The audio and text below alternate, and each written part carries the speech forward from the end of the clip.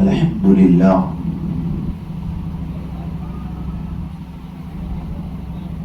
الحمد لله نحمده ونستعينه ونستغفره ونؤمن به ونتوكل عليه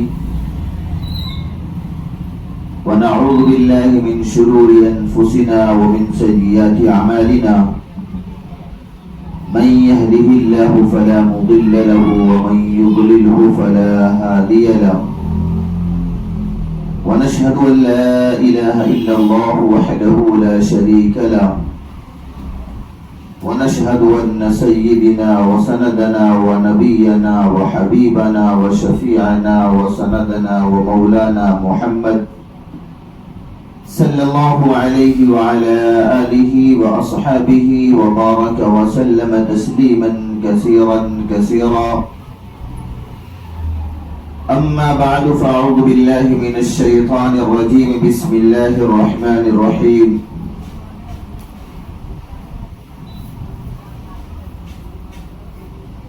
ألم يأن للذين آمنوا أن تخشع قلوبهم لذكر الله وقال النبي صلى الله تعالى عليه وسلم اللهم بارك لنا في رجب وشعبان وبلغنا رمضان وقال النبي صلى الله تعالى عليه وسلم شعبان شهري ورمضان شهر الله أو كما قال عليه الصلاة والسلام صدق الله المولانا العظيم وصدق رسوله النبي الأمين المتين الكريم ونحن على ذلك لمن الشاهدين والشاكرين والحمد لله رب العالمين.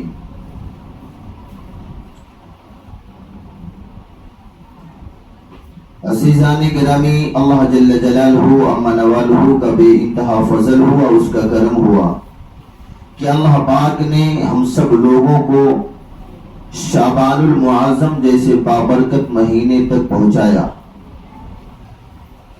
اللہ پاک ہمیں اس کی قدردانی کی توفیق نصیب فرمائے. عزیزان گرامی، اللہ جل جلالہ و منوالہ نے ہمیں ایسے نبی کا امتی بنایا کہ جس نبی کو اس دنیا میں بھیجنے کے بعد اللہ جل جلالہ و منوالہ نے نبوت کے دروازے کو بند کر دیا، اور اب صبح و قیامت تک کوئی نبی نہیں آ سکتا، اور ہمیں بھی اب کوئی نبی کی ضرورت نہیں. عزیزان گرامی، اللہ جل جلالہ و منوالہ نے اپنا خاص فضل فرمایا کہ ہمیں وہ نبی کا امتی بنایا جس نبی کو اللہ پاک نے کم و بیش 1,24,000 انبیاء علیہ السلام کی امامت کا مقام عطا فرمایا. ہمیں ایسے نبی کا امتی بنایا کہ جو نبی اپنی نبوت والے ہاتھ کو اور نبوت والی انگلی سے چاند کی طرف اشارہ کر دے تو چاند کے 2 ٹکڑے ہو جائیں. ایسے نبی کا امتی بنایا کہ وہ نبی اگر ڈوبے ہوئے سورج کی طرف اپنی نبوت والے ہاتھوں سے انگلی کے اشارے سے واپس بلائیں تو وہ نکلنے پر مجبور ہو جائے. آئیے اسی نبی کی شایان شان میں ایک مرتبہ درود پاک پڑھ لیں. اللہم صلی علی محمد وعلی آل محمد کما صلیت علی ابراہیم وعلی آل ابراہیم انک حمید مجید. اللہم بارک علی محمد وعلی آل محمد کما بارکت علی ابراہیم وعلی آل ابراہیم انک حمید مجید. عزیزان گرامی، اللہ جل جلالہ و منوالہ نے اپنا خاص فضل فرمایا کہ یہ شعبان المعظم جیسا عظیم الشان بابرکت والا مہینہ ہم سب لوگوں کو عنایت فرمایا. شعبان کے بارے میں آقا مدنی جناب محمد عربی صلی اللہ علیہ وسلم نے فرمایا شعبان شہری و رمضان شہر اللہ.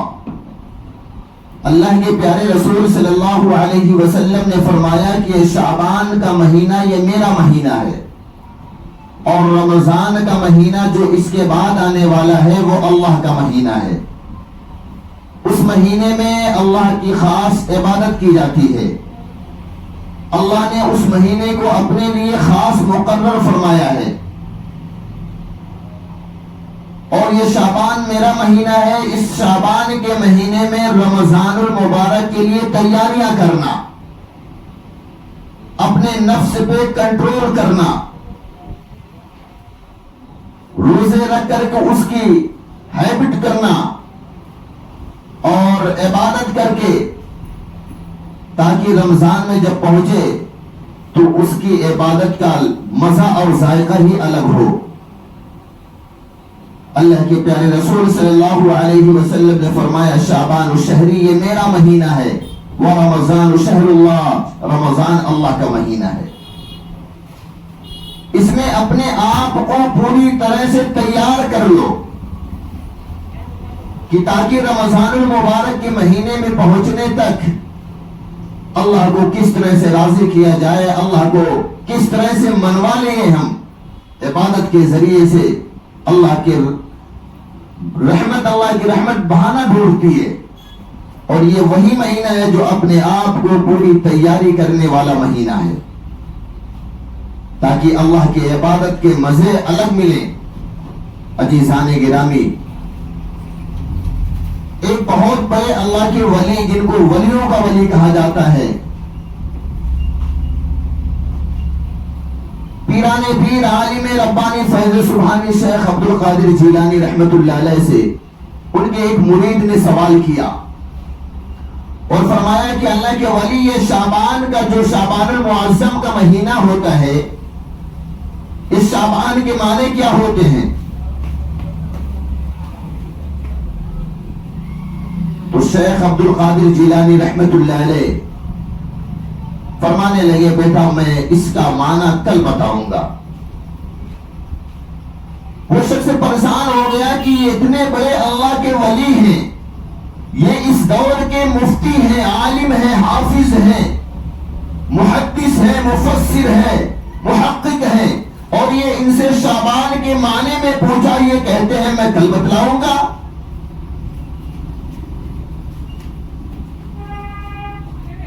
پیروں کے پیر عالم ربانی فیض سبحانی شیخ عبد القادر جیلانی رحمت اللہ علیہ وہاں سے چلے گئے. ان کا ایک خاص مرید آیا اور کہنے لگا بھائی آپ پریشان کیوں ہیں؟ بولے میں نے شیخ صاحب سے پوچھا کہ یہ شعبان کے معنی کیا ہوتے ہیں، تو شیخ صاحب نے فرمایا کہ میں اس کا معنی آپ کو کل بتلاؤں گا.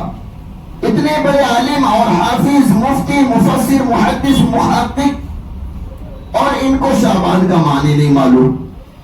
انہوں نے کہا بات ایسی نہیں ہے، بات یہ ہے ان سے کوئی بھی آدمی سوال کرتا ہے تو یہ اس کو دوسرے دن جواب دیتے ہیں، اور رات میں جب یہ سوتے ہیں تو ان کے خواب کے اندر اللہ کے پیارے رسول صلی اللہ علیہ وسلم آتے ہیں، اور یہ شیخ عبد القادر جیلانی رحمت اللہ علیہ اجازت لیتے ہیں اللہ کے رسول صلی اللہ علیہ وسلم کی. جب وہ اجازت دیتے ہیں تو یہ بتلا دیتے ہیں. کتابوں میں لکھا ہے کہ فجر کا وقت ہوا، فجر کی اذان ہوئی، پیران پیر عالم ربانی فیض سبحانی شیخ عبد القادر جیلانی رحمت اللہ علیہ مسجد کے اندر نماز پڑھانے کے لیے آتے ہیں، اور نماز پڑھانے کے بعد فارغ ہوئے تو کھڑے ہو کر کے شیخ عبد القادر جیلانی رحمت اللہ علیہ نے اعلان کیا، ندا لگائی کہ کون ہے وہ شخص جو کل مجھ سے سوال کیا تھا کہ شعبان کے معنی کیا ہوتے ہیں. تو ایک شخص کھڑا ہوا اور کہنے لگا کہ اے اللہ کے ولی میں نے سوال کیا تھا. تو کہے شعبان کے معنی ہوتے ہیں، شعبان میں 5 حرف ہوتے ہیں، شین، عین، با، الف اور نون. شین جو سب سے پہلا لفظ ہے شعبان کا، اس کے معنی ہوتا ہے شرافتوں والا مہینہ. یہ کون سا مہینہ ہے؟ شرافتوں والا مہینہ ہے. اس کو اللہ پاک نے شرافتوں والا مہینہ بنایا. اور دوسرا نام جو دوسرا لفظ آتا ہے شعبان میں عین کا، یعنی اس کا مطلب یہ ہے علا والا مہینہ. علا کے معنی ہوتا ہے بلندی والا مہینہ. اور تیسرا جو لفظ شعبان میں آتا ہے وہ با کا آتا ہے. شیخ عبد القادر جیلانی رحمت اللہ علیہ نے فرمایا کہ با کے معنی ہوتا ہے بر, اور بر کے معنی نیکیوں والا مہینہ. یہ بر کا مہینہ ہے, نیکیوں والا مہینہ ہے. اور اس کے بعد شیخ عبد القادر جیلانی رحمت اللہ علیہ نے فرمایا چوتھا حرف جو شعبان المعظم کا ہے, شعبان کا ہے, اس کا چوتھا حرف الف آتا ہے. الف کے معنی ہوتا ہے الفت والا مہینہ. شیخ عبد القادر جیلانی رحمت اللہ علیہ فرمانے لگے کہ جو سین سے شرافت والا مہینہ, اور عین سے علا والا یعنی بلندی والا مہینہ, اور با سے بر یعنی نیکیوں والا مہینہ, الف سے الفت والا مہینہ. شیخ عبد القادر جیلانی رحمت اللہ علیہ نے فرمایا یہ چاروں چیزوں جس بندے کے اندر آ جاتی ہے, شرافت اور علا, بر اور الفت, تو اللہ پاک کا ایک خاص نور اس بندے کے قلوب کے اندر, اس بندے کے دل کے اندر پرویز کرتا ہے, اتر جاتا ہے. شعبان کا پانچواں جو لفظ ہے وہ نون ہے. تو شیخ عبد القادر جیلانی رحمت اللہ علیہ نے فرمایا کہ جب چار چیزیں بندوں کے اندر آ جاتی ہے, شرافت, علا, بر اور الفت, تو اللہ پاک نہ اپنا خاص نور, جو نون لفظ ہے وہ اللہ کا خاص نور اس بندے کے قلوب کے اندر منتقل ہو جاتا ہے. جب اللہ کا خاص نور منتقل ہوتا ہے تو بندے کو اللہ کی عبادت کرنے میں مزہ ہی الگ ہو جاتا ہے. بندے کی عبادت کا مزہ ہی الگ ہو جاتا ہے. وہ اللہ کے سامنے ایسے کھڑے ہو کر کے جس طریقے سے نماز پڑھتا ہے یا قرآن کی تلاوت کرتا ہے, تو وہ سمجھتا ہے کہ یہ اگر قرآن کی تلاوت کرتا ہے تو وہ سمجھتا ہے یہ حکم الحاکمین حسن اعظم کا کلام ہے, اس کے جیسا کوئی کلام نہیں. صبح قیامت تک قیامت آ سکتی ہے, کسی ماں نے کسی بچے کو جنا ہی نہیں جو اس کے جیسا ایک حرف بھی لے کر آ جائے. یہ وہ ایسا کلام ہے. اور اگر نماز کی حالت میں ہوتا ہے تو اس کو الگ ہی مزہ ملتا ہے. وہ سمجھتا ہے میں اپنے رب سے بات کرتا ہوں. اور اللہ نے فرمایا جب میرا بندہ نماز کی حالت میں ہوتا ہے اور سجدے کی حالت میں ہوتا ہے تو وہ میرے بندے کے اور میرے درمیان کوئی پردہ نہیں ہوتا.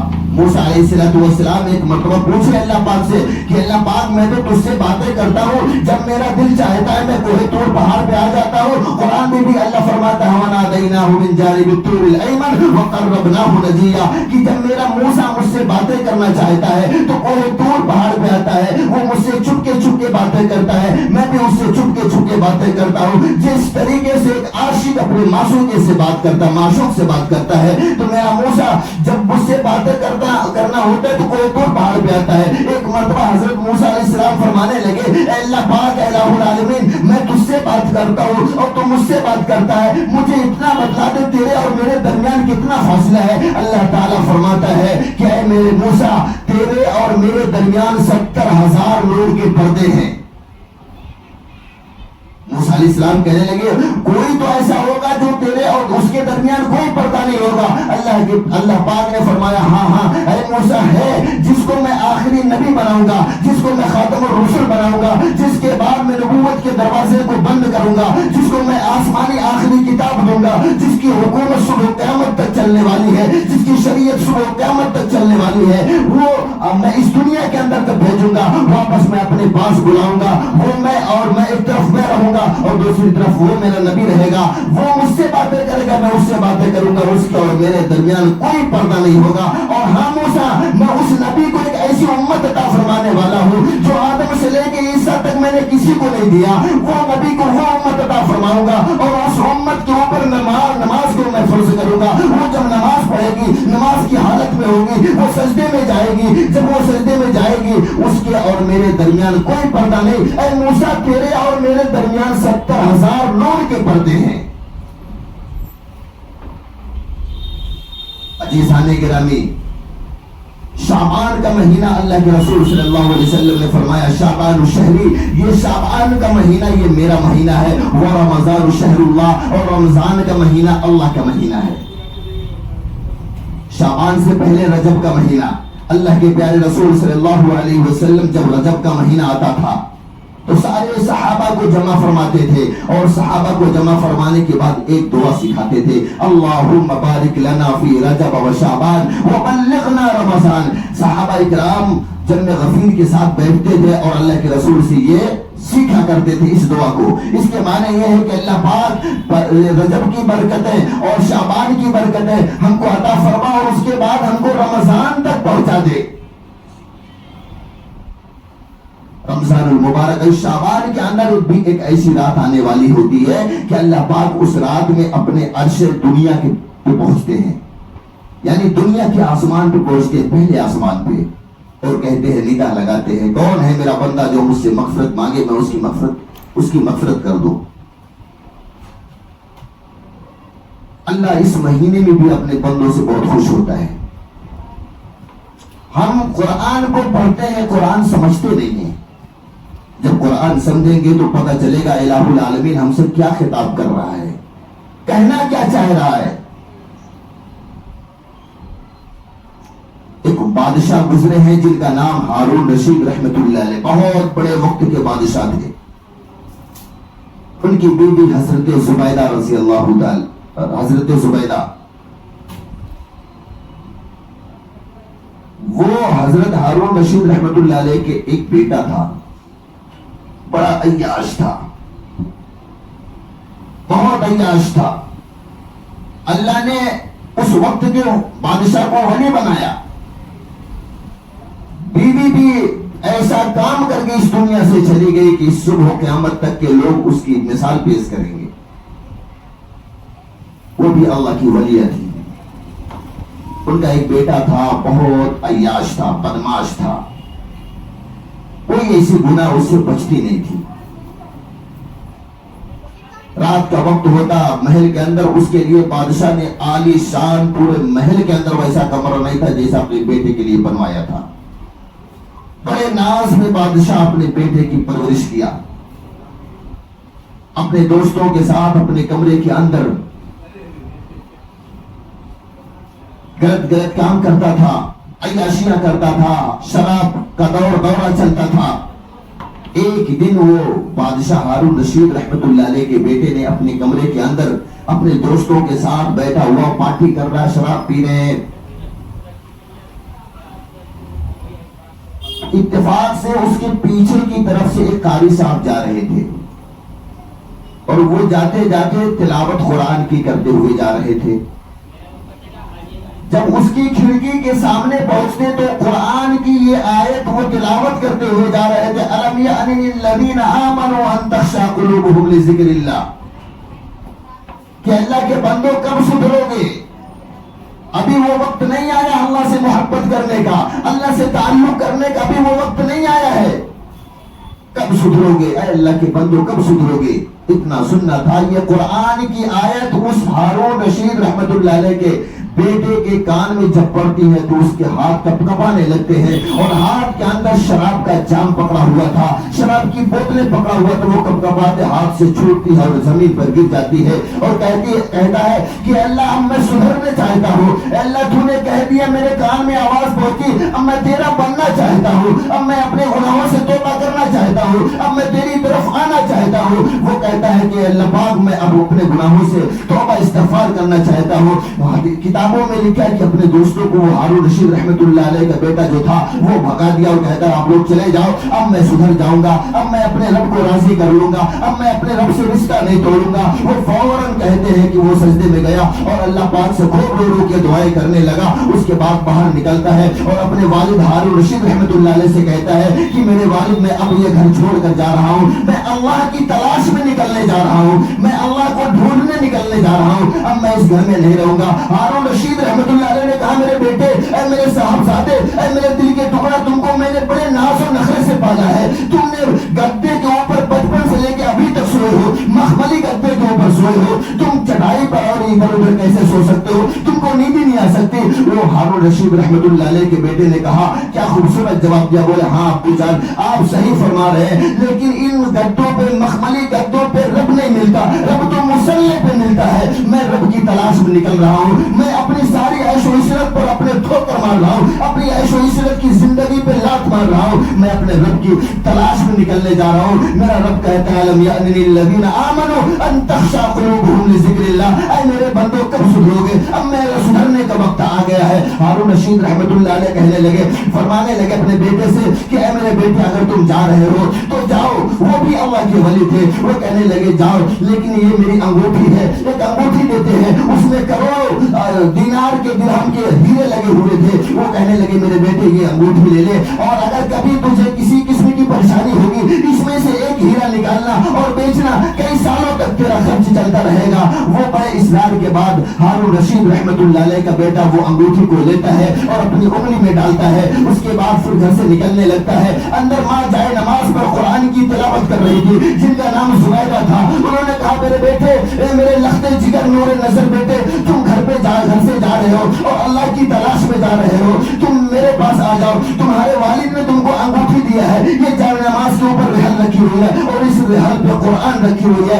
جاؤ یہ قرآن لے کر جاؤ, دیکھو یہ قرآن تم کو خدا کے تک پہنچاتا ہے یا تمہارے باپ کی دی ہوئی انگوٹھی پہنچاتی ہے. وہ قرآن کو بھی لیتا ہے اور گھر سے نکل جاتا ہے. گھر سے نکلنے کے بعد کافی دور جاتا ہے اور کتابوں میں لکھا ہے کہ بغداد کی بہت بڑی جو قبرستان تھی اس قبرستان کے پاس جاتا ہے. اس کو اللہ کے کوئی ولی بولے کہ یہ تنہائی میں اللہ ملتا ہے, بازاروں میں نہیں ملتا اللہ. وہ گیا قبرستان کے پاس ایک کٹیا بناتا ہے اور اس کٹیے کے اندر رہنے لگتا ہے, اپنے رب سے اپنے تعلق کو مضبوط کر لیتا ہے. قرآن کہتا ہے یحبونہم کحب اللہ والذین آمنوا اشد حبا للہ. کہ میرے بندو اگر تم مجھ سے محبت کرنا چاہتے ہو, اگر تم مجھ سے اپنی بگڑی کو بنوانا چاہتے ہو, اگر تم اپنے معاملات درست کروانا چاہتے ہو تو فاتبعونی, میرے نبی کی اتباع کر لو, مجھ سے محبت کرو, میرے نبی سے عشق کر لو. میں تمہاری دنیا کو بنا دوں گا, دنیا کیا تمہاری آخرت کو بنا دوں گا, اور اگر تم دنیا چاہو گے تو تمہارے قدموں میں لا کر پوری دنیا کی خوشیاں ڈال دوں گا.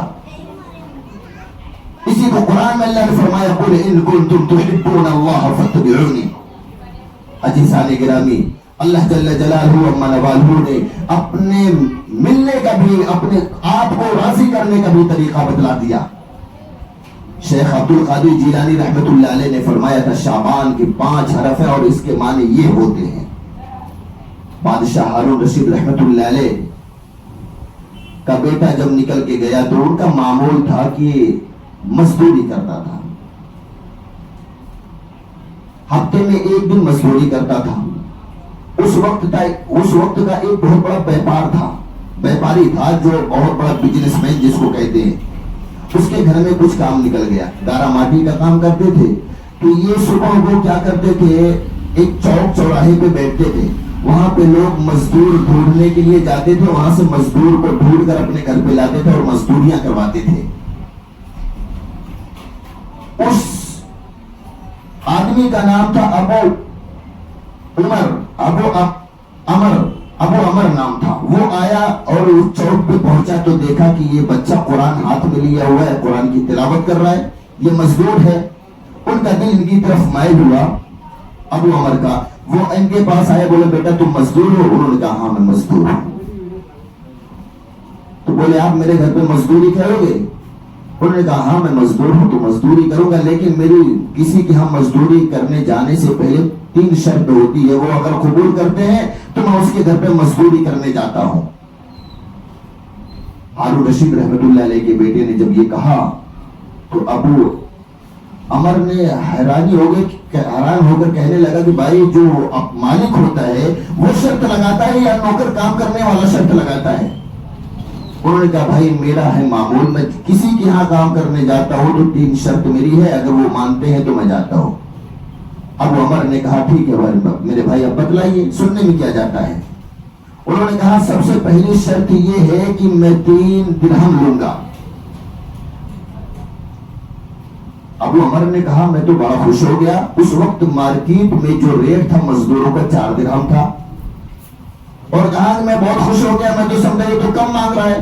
وہ کہنے لگا پہلا میرا یہ شرط میری یہ ہے کہ میں 3 درہم لوں گا, اس سے نہ کم لوں گا نہ زیادہ لوں گا, اور بڑی ایمانداری سے آپ کا کام کروں گا. ابو عمر نے کہا کہ دوسری شرط کیا ہے آپ کی؟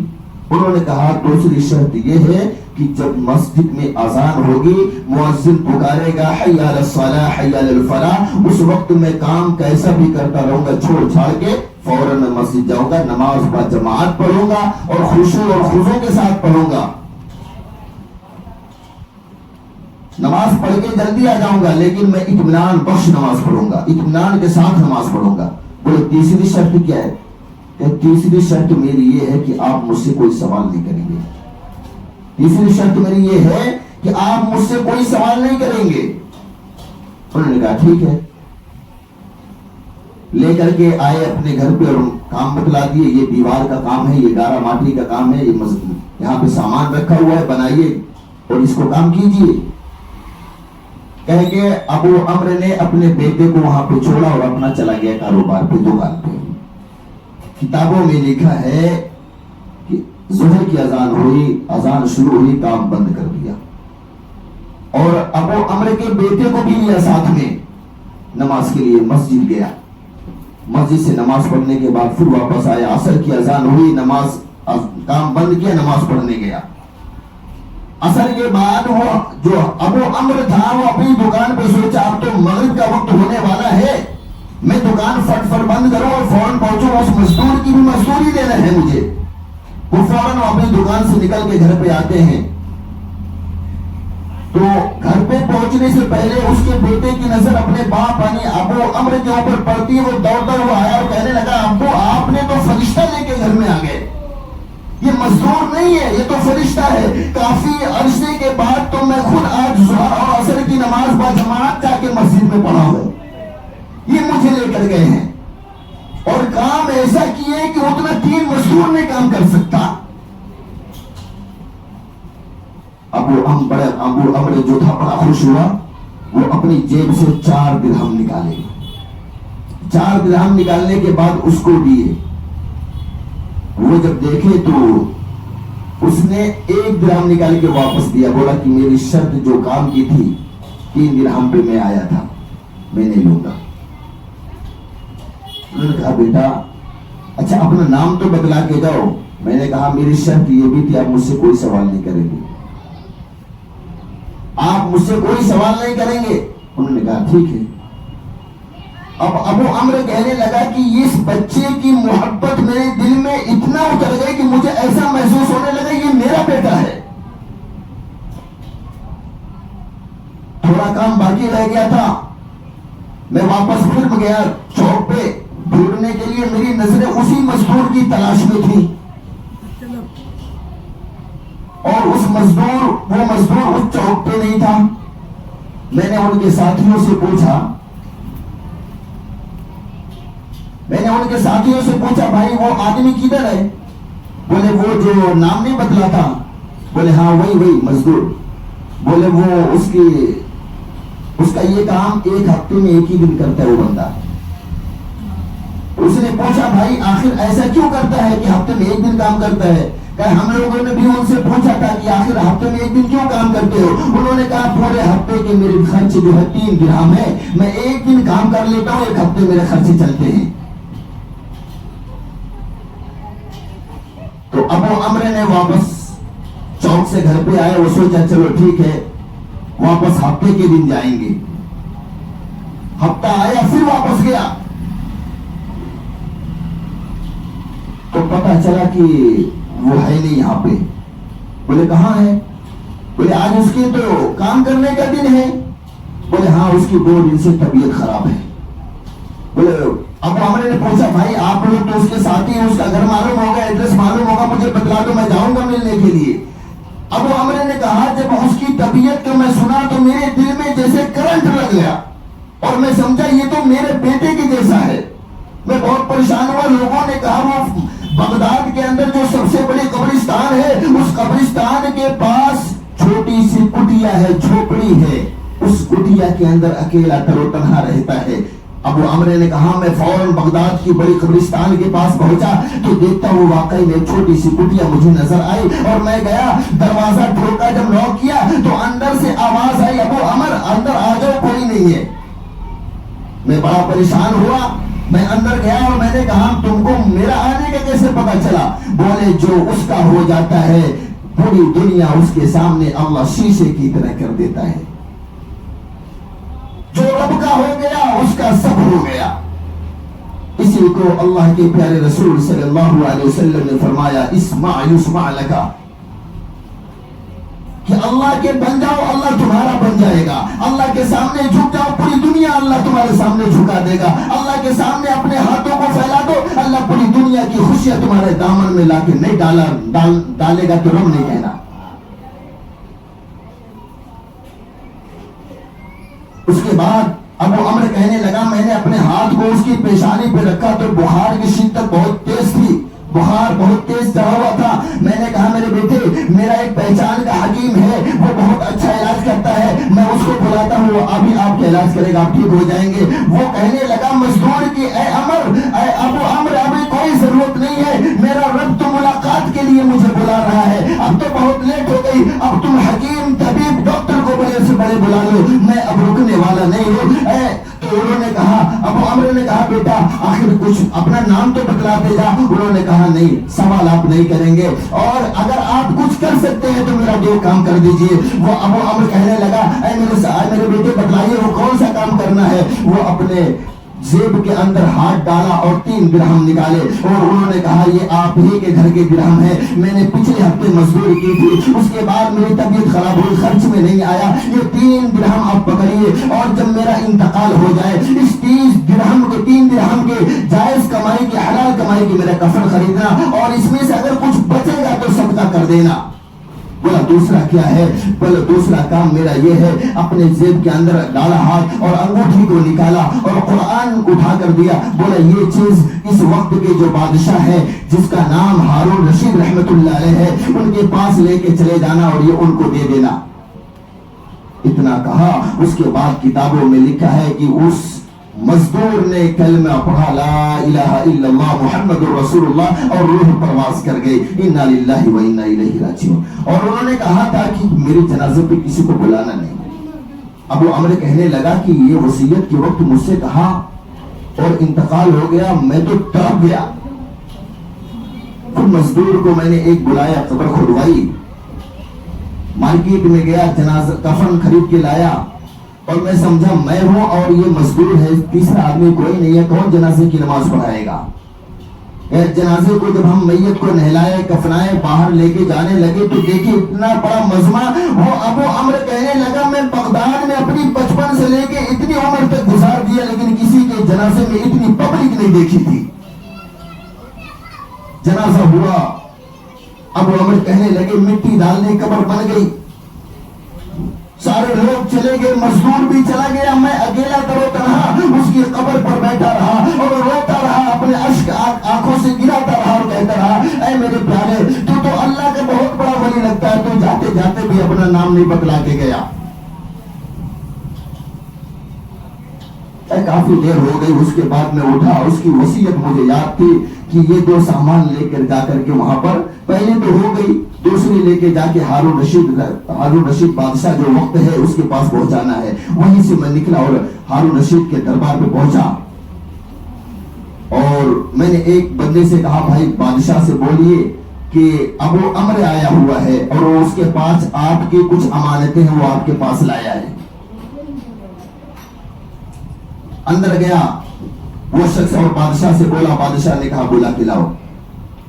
جب اندر حضرت ابو عمرو گئے تو بادشاہ سلامت کہنے لگے کہ اے عمرو تیرے پاس میری کون سی امانت ہے؟ تو انہوں نے تھیلے کے اندر ہاتھ ڈالا، ایک قرآن نکالا، ایک انگوٹھی نکلی. بولے یہ ہے. بولے یہ انگوٹھی والا اور قرآن والا کدھر ہے؟ بولے اس کا انتقال ہو گیا، انا للہ و انا الیہ راجعون. اتنا سننا تھا کہ بادشاہ اٹھا اور زمین پہ گر گیا، بے ہوش ہو گیا.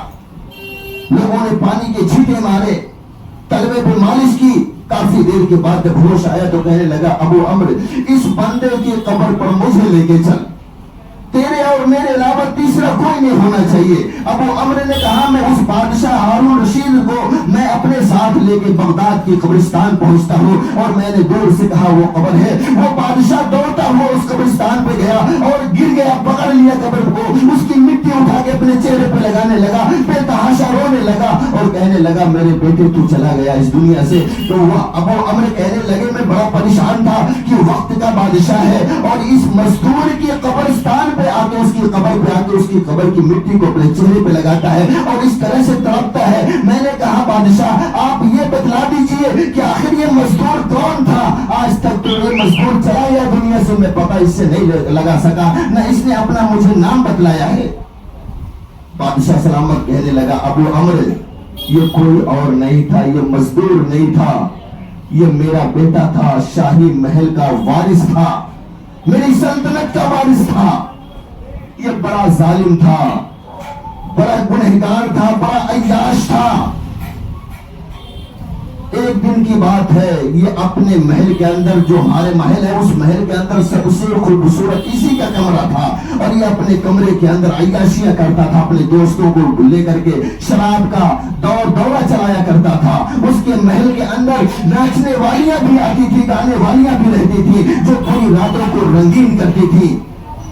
ایک دن کی بات ہے کہ اس کے کمرے کے پیچھے سے ایک قاری صاحب گزر رہے تھے اور وہ قاری صاحب جاتے جاتے قرآن کی تلاوت کرتے ہوئے جا رہے تھے۔ جب اس کی کھڑکی کے سامنے پہنچے تو وہ قرآن کی اس آیت کو تلاوت کر رہے تھے، الم یعن للذین آمنوا ان تخشع قلوبہم لذکر اللہ، کہ اے اللہ کے بندو کب سدھرو گے، ابھی وقت نہیں آیا سدھرنے کا۔ تو میرا بیٹا اسی وقت اس کے کان میں جب یہ آیت ٹکراتی ہے وہ عہد کر لیتا ہے کہ میں اے میرے رب میں اب سدھرنے کے لیے تیار ہوں، اے میرے رب میں اپنے گناہوں سے توبہ استغفار کر رہا ہوں، میں اپنے گناہوں پہ شرمندہ ہوں۔ وہ اٹھا اور میرے محل چھوڑ کر کے عیش و عشرت کی زندگی کو لات مار کے وہ نکل گیا تھا۔ مجھے نہیں معلوم تھا کہ اسی شہر کے اندر رہتا ہے اور وہ مزدوری، دوسروں کی مزدوری کرتا ہے۔ وہ بادشاہ وقت کا بیٹا تھا، بادشاہ وقت کا شہزادہ تھا۔ وہ تو اپنے رب کو ڈھونڈ لیا، وہ اپنے رب کو ڈھونڈ لیا۔ قرآن کہتا ہے قل ان کنتم تحبون اللہ فاتبعونی، کہ اگر تم مجھ سے اپنی بگڑی کو بنوانا چاہتے ہو، اگر تم مجھ سے اپنے معاملات درست کروانا چاہتے ہو، اگر تم مجھ سے اپنی منوانا چاہتے ہو تو فاتبعونی، میرے نبی کی اتباع کر لو۔ عزیزان گرامی، جب قرآن سے انسان کو محبت ہوتی ہے تو اس وقت اللہ کی عبادت کرنے میں بھی مزہ آتا ہے۔ یہی تو تھا کہ جب قرآن سے محبت ہوئی، اللہ سے محبت ہوئی، اللہ کے رسول سے محبت ہوئی، تو حضرت بلال رضی اللہ تعالیٰ عنہ کو ان کا نام لینے میں بھی مزہ آتا تھا۔ دنیاوی اعتبار سے اگر کسی کو کسی سے محبت ہو جائے تو اس کے سامنے جب اس کے نام کا تذکرہ آتا ہے تو بڑی لذتیں محسوس کرتا ہے۔ مثال کے طور پر ایک عاشق اپنے معشوق کا نام سننے میں اتنی مٹھاس محسوس کرتا ہے کہ دنیا کی کسی چیز میں اس کو وہ چیزیں نہیں ملتی۔ حضرت بلال رضی اللہ تعالیٰ عنہ امیہ کے غلام تھے، مکہ کا سردار، مکہ کا رئیس، مکہ کا مالدار اور مکے کا چودھری تھا۔ اس کے غلام تھے، اس کے یہاں نوکریاں کرتے تھے۔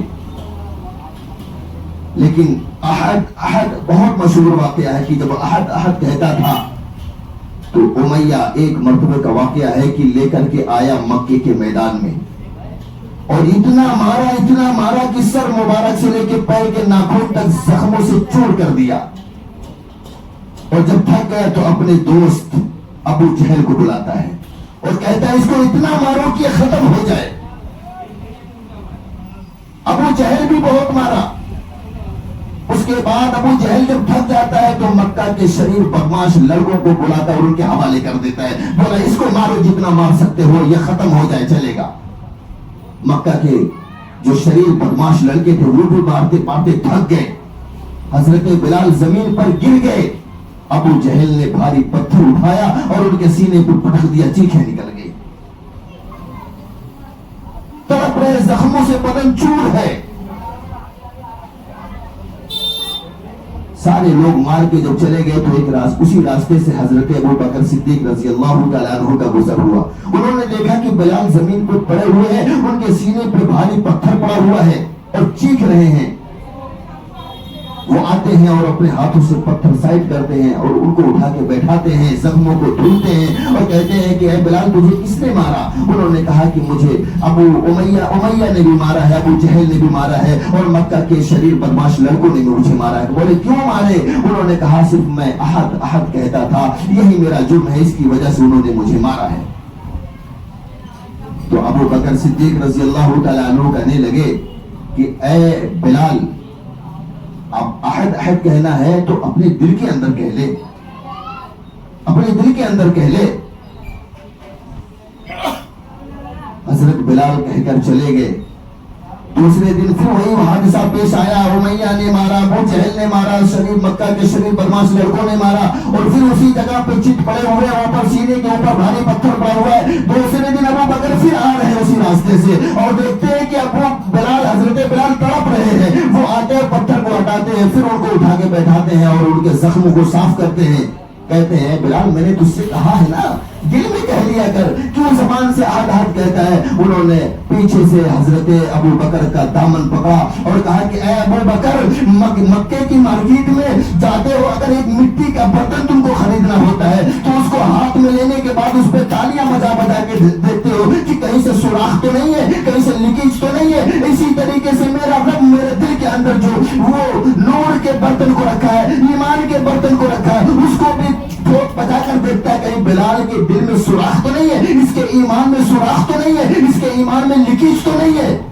اے بلال میں اسی طریقے سے مار کھانا پسند کروں گا، لیکن احد احد کہنا پر میں بند نہیں کر سکتا۔ عزیزان گرامی، اللہ پاک ہم سب لوگوں کو کہنے سننے سے زیادہ عمل کی توفیق نصیب فرمائے۔ اور یہ شعبان المعظم کا مہینہ جو ہے، اللہ کے رسول نے فرمایا یہ میرا مہینہ ہے، شعبان الشہری یہ میرا مہینہ ہے، ورمضان الشہر اللہ، رمضان اللہ کا مہینہ ہے۔ اللہ اس مہینے کی بھی قدردانی کی توفیق نصیب فرمائے۔ اللہ اس مہینے کی عظمتوں برکتوں سے ہم سب لوگوں کو مستفیض ہونے کی توفیق نصیب فرمائے۔ وما علینا الا البلاغ، جن حضرات نے سنت نہ پڑھی وہ سنت سے فارغ۔